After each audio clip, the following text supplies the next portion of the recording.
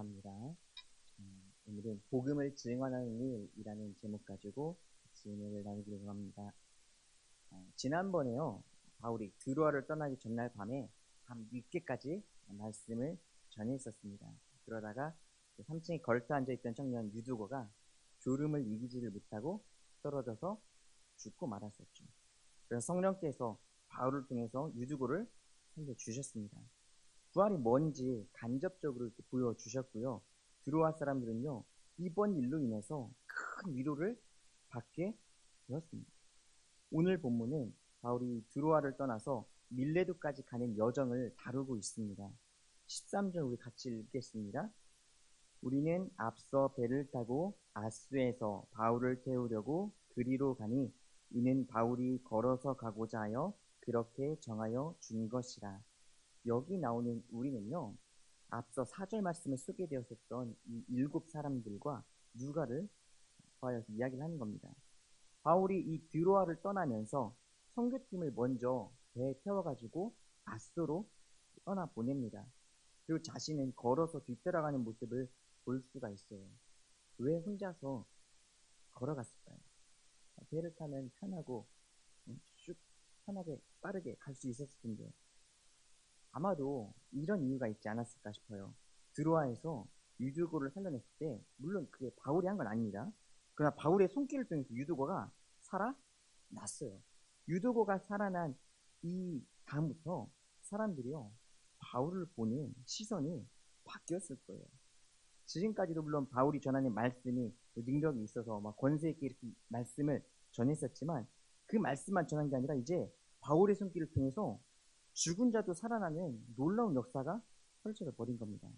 그래서 사람들이 바울 자신을 이렇게 쳐다보는 그 시선이 부담이 됐을 거예요.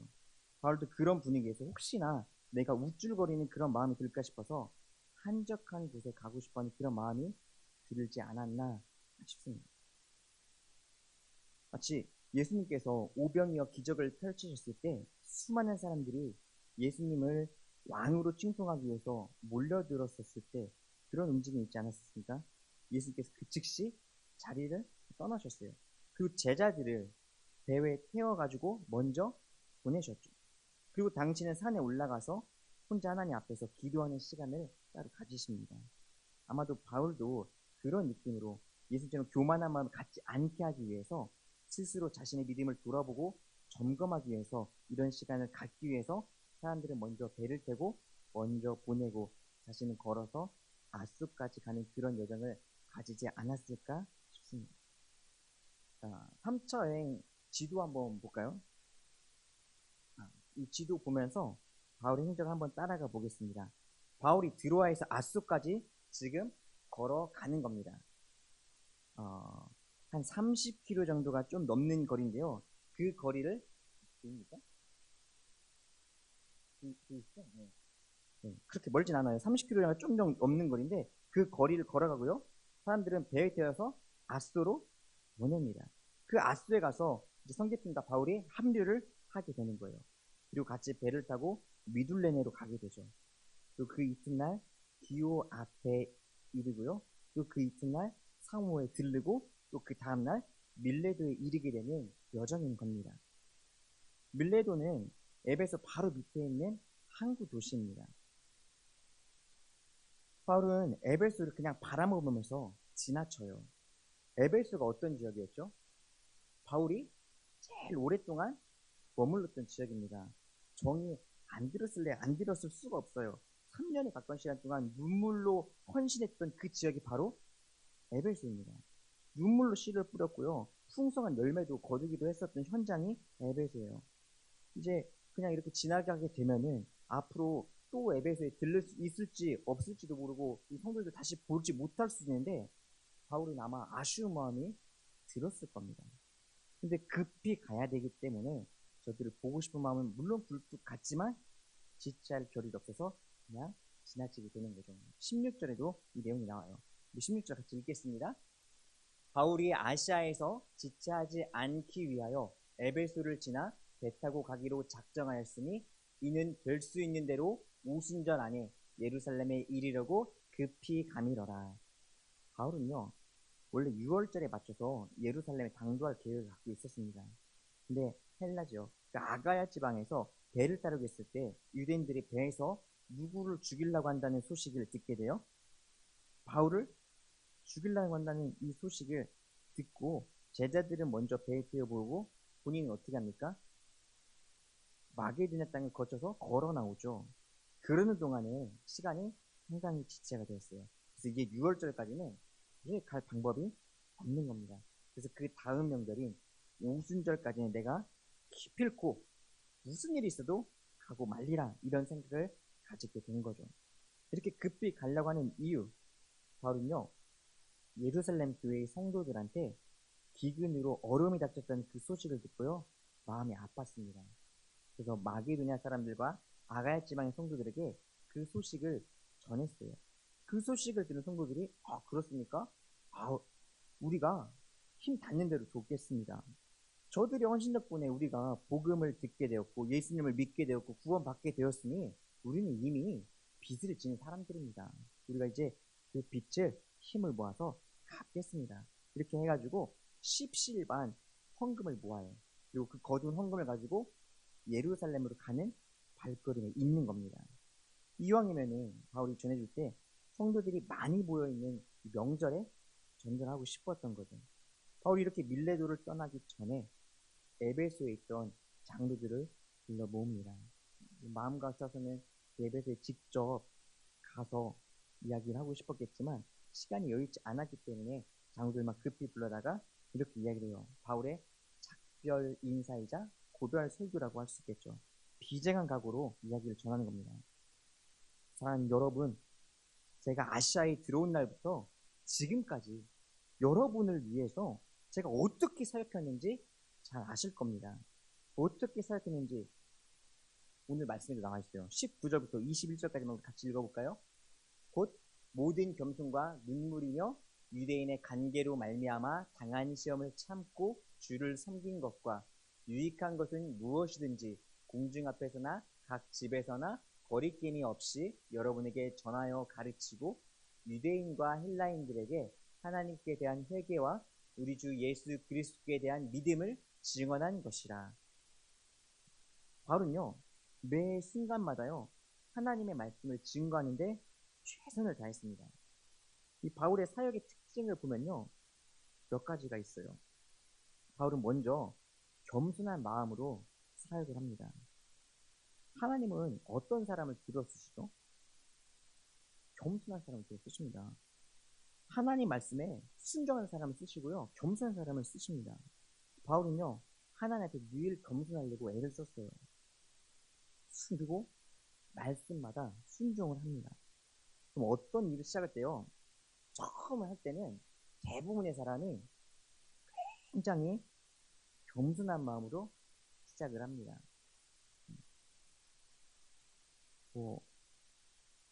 대부분은 다 겸손한 마음으로 시작하는 것 같아요. 근데 조금 지나면 어떻게 되죠? 좀 그 일이 익숙해지고 하면은 손에 붙고 하면 어떻게 해요?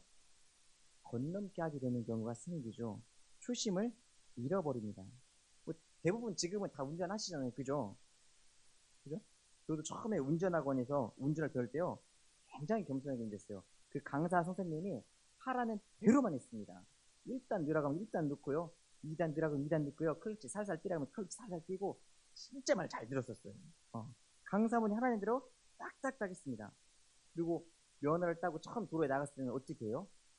앞뒤 살피라고 하면 살피고 교차로 만나면은 서행하고 우회전할 때도 신경 쓰고 다 보고 하고 하는데 한 1년쯤 지나면 어떻게 합니까?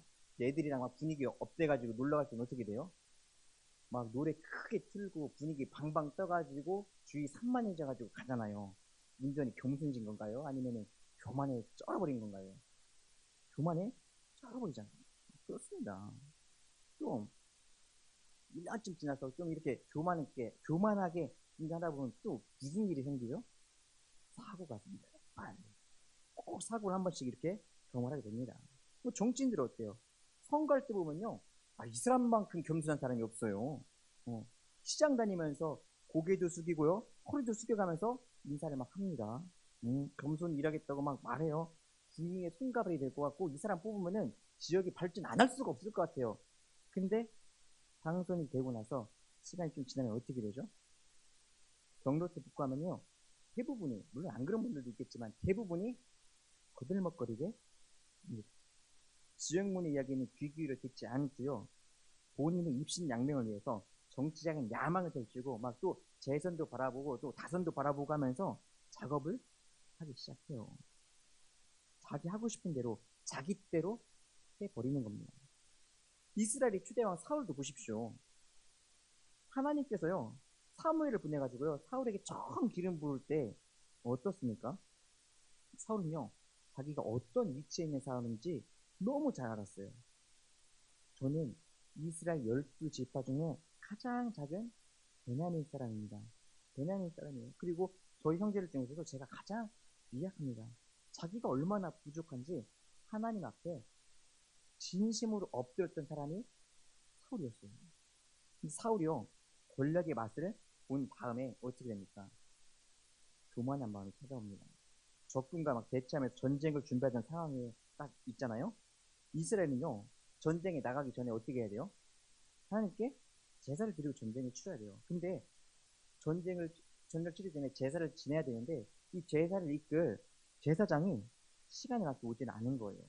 제사장이 와야 제사를 드리고 전쟁을 치르게 되는데 적군은 지금 당장이라도 쳐들어올 것처럼 도발을 계속하고 있고 지금 당장이라도 막 쳐들어올 것 같은데 사무엘이 안 오는 거예요. 사울 왕이 마음이 급해져요. 다급한 마음에 사무엘이 해야 될 일을 누가 해버립니까? 자기가 해버리죠. 제단의 분양을 사울이 하고 맙니다. 하나님께서 제사장이 맡기신 사역인데 급하다는 이유로 사울이 되는 겁니다. 뭐 내가 왕인데 내가 하면 뭐 어때? 나도 기름 부음 받은 건데 뭐 이런 마음이 있지 않았을까요? 사울은요 이 교만한 마음 때문에 하나님께 어려움을 받습니다. 하나님께서 사무엘에게 이렇게 말씀하시죠. 내가 사울을 왕으로 세운 것을 후회한다고요. 근데요 바울은 달랐어요. 바울은 처음부터 끝까지 겸손한 모습으로 하나님 앞에 섰던 사람입니다. 그리고 바울이 가졌던 두 번째 자세가 있어요. 바울은요 눈물로 기도했습니다. 그 사도행전 20장 31절 말씀 한번 읽어볼까요? 읽겠습니다. 그러므로 여러분이 일깨어 내가 3년이나 밤낮 쉬지 않고 눈물로 각 사람을 숭배하던 것을 기억하라. 바울은요 기쁠 때도 기도했고요 슬플 때도 기도했습니다.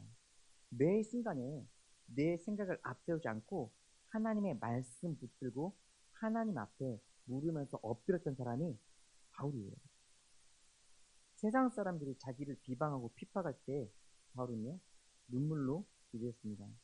하나님, 저들은 지금 저들이 하는 바를 알지 못합니다. 불쌍히 여겨 주십시오. 저들을 용서해달라고 눈물로 기도를 했어요. 눈물로 기도하면 주님께서 들으시고 주님께서 위로해 주시고 주님께서 이겨낼 수 있는 힘을 주신다는 것을 바울은 잘 알았습니다. 그래서 매 순간 주님 앞에 눈물로 엎드렸던 거죠. 사랑하는 여러분, 우리들도요 중요한 일이 있을 때마다 아니 무슨 일을 하든지 간에 하나님 앞에 나와서 엎드려 기도하고 하나님의 뜻을 묻고 행할 수 있기를 소망합니다. 우리가 어려운 가운데 주님 앞으로 나오면요 주님께서 그 문제에 감당해 주시고요 행한 심령을 주님께서 싸매 주실 거예요. 회복시켜 주실 겁니다. 우리 주님이 만져주시고 주님이 위로해 주시고 주님이 고쳐주세요. 이런 은혜가 예배를 함께 드리는 우리 가운데 또 말씀 붙잡고 살려고 애쓰는 우리 가운데 반드시 함께 있기를 축원합니다. 또 바울이 보여주는 세 번째 자세가 있습니다. 바울은요 포기를 하지는 않았어요. 바울이 포기하지 않았던 건요 나를 위해서 십자가 지신 그 주님만을 바라보았기 때문입니다. 어떤 역경 속에서도요 문제를 바라보지 않았어요. 문제 너머에 있는 주님을 바라봤습니다. 나를 위해서 십자가에 달리신 그 예수님을 끝까지 바라봤기 때문에 포기할 수가 없었던 겁니다. 주님이 포기하지 않으셨는데 주님은 당신의 목숨을 바쳐서 나를 구원해 주셨는데 내가 어떻게 주님께 받은 이 사명을 나가 힘들다고 포기할 수 있겠느냐는 게 바울이 가졌던 자세였습니다. 그럼 바울이 주님을 위해서 어떤 문제를 앞에서도 어떻게 포기하진 않았는지 같이 살펴보겠습니다. 고린도후서 11장 23절에서 27절까지의 말씀 함께 읽겠습니다. 그들이 그리스도의 일꾼이냐 정신없는 말을 하거니와 나는 더욱 그러하도다.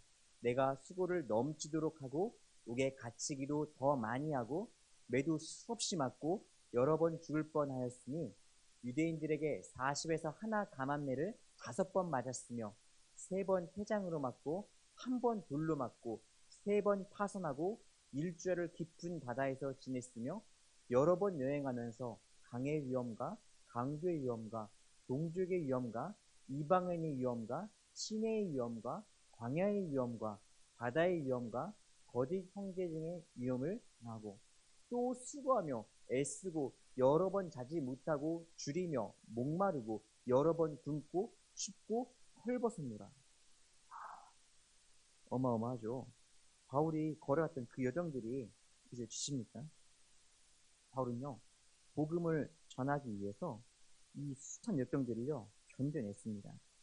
동족의 핍박도 받았고요, 이방인에게도 핍박받았습니다. 40에 하나 감한매를 5번이나 맞았대요. 죽음의 일을 지금까지 누렸던 게 바울입니다. 고린도후서 1장 8절과 9절도 읽어보겠습니다. 형제들아, 우리가 아시아에서 당한 환난을 너희가 모르기를 원하지 아니하노니 힘에 겹도록 심한 고난을 당하여 살 소망까지 끊어지고 우리는 우리 자신이 사형 선고를 받은 줄 알았으니 이는 우리로 자기를 의지하지 말고 오직 죽은 자를 다시 살리시는 하나님만 의지하게 하심이라. 바울은요, 복음을 전하면서 사형 선고를 받았다라고까지 이야기를 합니다. 바울이 이렇게까지 말한 이유가 뭘까요? 내가 복음을 전하기 위해서 이렇게 무진애를 썼습니다. 남들에게 드러내기 위함이었을까요? 여러분, 저 좀 알아주십시오. 이러기 위해서일까요? 아닙니다. 자랑하기 위해서 이 말을 한 게 아니었습니다. 빌립보서 1장 12절 말씀에 보면요, 바울이 왜 이 말을 했는지가 나와 있습니다. 읽겠습니다. 형제들아, 내가 당한 일이 도리어 복음 전파에 진전이 된 줄을 너희가 알기를 원하노라. 그러면서 또 한 말이 있습니다. 빌립보서 1장 20절과 21절 말씀이에요. 같이 읽겠습니다. 나의 간절한 기대와 소망을 따라 아무 일이든지 부끄러워하지 아니하고 지금도 전과 같이 온전히 담대하여 살든지 죽든지 내 몸에서 그리스도가 존귀하게 되게 하려 하나니. 바울은요, 이렇게 겸손한 마음으로 눈물로 기댔고요, 복음을 전하는 일, 이 하나를 위해서 끝까지 견뎠습니다. 복음을 내 목숨보다 더 귀하게 여기기 때문에 그럴 수가 있었던 거죠. 바울이 전한 내용도 한번 볼까요? 오늘 21절 말씀입니다. 읽겠습니다. 유대인과 헬라인들에게 하나님께 대한 회개와 우리 주 예수 그리스도께 대한 믿음을 증언한 것이라. 바울은요, 헬라인이나 유대인이나 가리질 않았습니다. 왜냐하면 이 땅에 있는 모든 사람이 하나님 앞에 나와서 회개하고 구원받아야 될 대상이었기 때문에 그렇습니다. 그래서 그 사람들 전부한테 복음을 전했던 거예요. 예수님께서 우리 죄를 사하시기 위해서 십자가에 달려 죽으시고 장사된 지 사흘 만에 부활하셔서 우리의 주가 되시느라고 선포를 했던 겁니다. 바울의 이런 선포는요, 목숨을 건 선포였어요. 근데 바울은 두려워하지 않았습니다. 죽으면 죽으리라. 복음을 위해서 내가 죽을 수 있다면 이것이 나한테 가장 큰 영광이라고 생각을 했던 게 바울입니다. 우리 22절 읽겠습니다. 보라, 22절에 없습니까? 그러면은 성경을 보시죠. 보라, 이제 나는 성령에 배어 예루살렘으로 가는데 거기서 무슨 일을 당했는지 알지 못하노라. 바울이 걸어왔던 이 사역의 현장들을 보면요, 지금까지 바울은요, 자기 자신의 안위를 걱정하지 않았어요. 그 자기 계획대로 이렇게 움직이지 않았습니다. 처음부터 끝까지, 처음부터 지금에 이르기까지 오직 성령에 매여서, 오직 성령에 붙들려서 성령께서 지시하신 대로, 성령께서 주시는 이 감동에 따라서 여기까지 달려온 겁니다. 성령께서 나를 복음의 증인으로 세워주신 것이 그렇게 고마웠고, 부족한 나를 통해서 복음이 전파되고 복음을 받은 영혼들이 주님께로 돌아오는 것이 너무너무 기뻐가지고 그 모습을 보면서 마음에 막 감격이 솟아올랐던 겁니다. 너무나 감사했던 거예요. 그래서 복음을 위해서 욕을 먹는 것이 바울에게 있어서는 기쁨으로 다가왔고요. 복음을 전해서 매를 맞고 심지어 돌에 두드려 맞아가지고 죽을 위기에 처했을 때도요. 바울은 불평하지는 않았습니다. 오히려 감사하게 여겼던 거예요. 그리고 23절에 보니까 이제 머지않아서 바울에게 엄청난 시련과 역경이 찾아온다고 성령께서 예고해 주시죠. 이때 바울이 어떤 마음, 어떤 각오로 임합니까? 24절 말씀 큰 소리로 읽을까요? 보라, 이제 나는 성령에 매여 예루살렘으로 가는데 거기서 무슨 일을 당할는지 알지 못하니. 바울이 이렇게 고백하고 살아올 수 있었던 이유, 예수님께서 죽을 수밖에 없는 나에게 친히 찾아오셔가지고 나를 사망의 길에서 생명의 길로 옮겨주셨기 때문입니다. 그렇게 믿음의 눈을 뜨게 해주신 것만으로도 이미 감사한데 괴수 같은 나를 부르시고 나를 통해서 복음을 전하게 하시니까 그 자체가 그냥 너무나 감사한 거예요. 그래서 이렇게 고백을 합니다. 주 예수께 받은 사명, 곧 하나님의 은혜의 복음을 증거하는 일을 마치기까지 나의 생명조차 조금도 귀한 것으로 여기지 않겠다고요. 바울은요, 예수님을 만나기 전에는요, 자기 중심으로 살았어요. 자기의 의를 드러내면서 살았습니다. 자기 PR 굉장히 잘하면서 살았어요. 근데 예수님을 만난 다음부터는요, 무엇을 위해 살아야 할 것인가, 어떻게 살아야 할 것인가를 분명하게 드립니다. 바로 예수님을 만난 다음부터는요, 그동안 자기한테 유익했던 모든 것들을 그리스도를 전하기 위해서 다 회로 치부해버립니다. 그렇게 한 이유가 빌립보서 3장 8절과 9절 말씀에 나와요. 우리 같이 읽겠습니다. 또한 모든 것을 해로 여김은 내 주 그리스도 예수를 아는 지식이 가장 고상하기 때문이라. 내가 그를 위하여 모든 것을 잃어버리고 배설물로 여김은 그리스도를 얻고 그 안에서 발견되려 하느니 내가 가진 의는 율법에서 난 것이 아니요 오직 그리스도를 믿음으로 말미암은 것이니 곧 믿음으로 하나님께로부터 난 의라. 오늘 예수 믿는 우리가 회복해야 될 것 역시요, 내 주 예수 그리스도를 아는 지혜입니다. 호사는요, 이스라엘 백성들이 왜 고난을 받게 되는가, 이스라엘이 왜 멸망하지 못하는가, 그 이유를요, 하나님을 아는 지식이 없기 때문이라고 이야기를 합니다. 말씀에 붙들리지 않으니까 세상에 잠식당했다고 보는 거예요. 하나님을 아는 지식이 없으니까 하나님이 알려주는 방법대로 살고 싶어도 할 수가 없는 거죠. 그러니까 세상의 방식대로 살아가는 겁니다. 그래서 호세아가 이렇게 선포하죠. 호세아 6장 1절에서부터 3절 상반절까지 말씀 같이 읽겠습니다. 오라 우리가 여호와께로 돌아가자. 여호와께서 우리를 찢으셨으나 도로 낫게 하실 것이요 우리를 치셨으나 싸매어 주실 것임이라. 여호와께서 이틀 후에 우리를 살리시며 셋째 날에 우리를 일으키시리니 우리가 그의 앞에 살리라. 그러므로 우리가 여호와를 알자. 힘써 여호와를 알자. 바울은요, 당시에 땅끝 지역이던 지금의 스페인 지방 이 서바나까지 복음을 들고 가겠다고 이야기를 해요. 땅끝까지 이르러서 복음의 증인이 되리라고 하셨던 이 예수님의 명령을 믿음으로 받았기 때문이고 그 명령 따라서 순종하기 위해서 그 이야기를 했던 겁니다. 복음만 전할 수 있다면, 복음만 전해줄 수 있다면 내 생명까지도 기꺼이 주를 위해 바치겠다고 결단했고 또 실제로 그렇게 순교의 모습을 보이는 게 바울이에요. 24절 다시 읽어볼까요? 내가 달려갈 길과 주 예수께 받은 사명 곧 하나님의 은혜의 복음을 증언하는 일을 마치려 하면은 나의 생명조차 조금도 귀한 것으로 여기지 아니하노라. 바울이 이렇게 고백하고 살아갈 수 있었던 이유는요, 예수님의 이 십자가 은혜와 사랑 때문입니다. 예수님이 나를 사랑해 주셨는데, 우리를 사랑해 주셨는데, 예수님의 당신의 이 목숨을 바쳐서 우리를 건져 주셨는데, 복음의 은혜를 받은 우리가 어찌 잠잠하리요. 주를 알지 못하는 영혼들 위해서 바울은 주저하지 않았던 거예요. 이 복음 전파의 사명을 감당했던 발길들이 있었기 때문에 오늘 저와 여러분이 이 자리에서 예배를 드릴 수 있는 줄로 믿습니다. 함께 말씀을 나누는 교우와 영생교회 교우 여러분, 우리도 예수님께 받은 사명을 믿음으로 받고 복음의 증인으로 설 수 있기를 소망합니다. 말씀에 붙들려서 믿음으로 살아가시고 어떤 세상의 유혹이 오더라도 흔들리지 않고 하나님의 자녀된 자로서 합당한 삶을 살아가며 복음의 증인이 될 수 있기를 예수님의 이름으로 축원합니다. 기도하겠습니다.